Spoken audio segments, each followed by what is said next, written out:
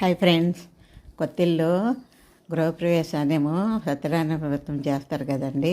వ్రతం అయిపోగానే వాళ్ళు లంచ్కు చాలా టైం ఉందండి. అందుకనేసి ఇలా పిల్లల చేత ప్రోగ్రామ్స్ చేయించారు. ఈ ఐడియా చాలా బాగుంది కదా. కోలాటం అంటే అందరికీ ఇష్టమే కదండి. చివరిలో కోలాటం కూడా పెట్టారండి. కోలాటము ఒకప్పుడు మగవాళ్ళే చేసేవారండి.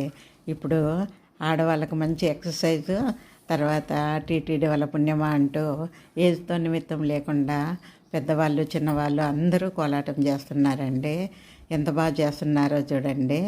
ఆడవాళ్ళు చాలా బాగా చేస్తున్నారు కదా. ఇదంతాను టీటీడీ వాళ్ళ పుణ్యమేనండి. వాళ్ళ ఎంకరేజ్మెంట్తోనే ప్రతి ఒక్కరూ నేర్చుకుంటున్నారు. అందరూ సరదాగా చేస్తున్నారు. పాటలు అయితే చాలా బాగున్నాయండి. కాపీరైట్ వస్తుందని పాటలు పెట్టలేదు. చూడండి ఎంత బాగా చేస్తున్నారు. చూసే వాళ్ళకే కాదు, చేసే వాళ్ళకి కూడా చాలా ఆనందంగా ఉందండి. పెద్ద చిన్న అందరూ వీళ్ళ కోలాటం చూసి తరించిపోయారనుకోండి. చాలా బాగా చేశారు. వీళ్ళెవరూ నేర్చుకోలేదండి, సరదాగా అలాగే చేశారనమాట. చూస్తూ ఉంటారు కదా, అందుకే.